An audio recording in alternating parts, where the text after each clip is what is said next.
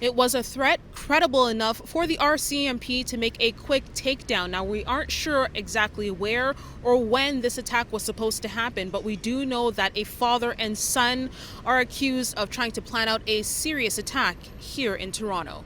In this particular case, like any other, if there is a threat and we have the evidence to charge, we will obviously act right away. The RCMP on Wednesday holding a press conference revealing what they can do to a publication ban in place about this latest attempted attack on Canadian soil. We're treating this as a threat to the city of Toronto. Officials say the father and son from Toronto were arrested at a hotel in Richmond Hill on Sunday and were in possession of a machete and an axe. They allege that both of the accused knowingly facilitated terrorist activity in the GTA. The investigation only beginning earlier this month. This wasn't a cat and mouse monitoring type situation. We wouldn't obviously put the public in jeopardy that way. 62-year-old Ahmed El Didi and 26-year-old Mustafa El Didi are now facing charges including participation in the activities of a terrorist group and facilitating terrorist activity. There is no ongoing threat to citizens in the city of Toronto. We're still trying to establish exactly who were the intended targets of this attack.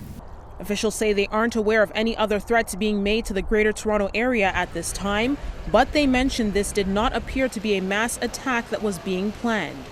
Our belief is it was small, to use your word. The information we have is that it wasn't some sort of widespread sort of threat.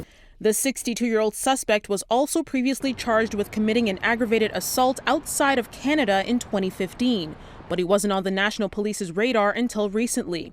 The accused, who are Canadian citizens, had apparent links to the Islamic State group, but police stress that this news should not lead people to targeting any communities. I think that it is necessary to treat terrorism as serious, but to treat it as a criminal act.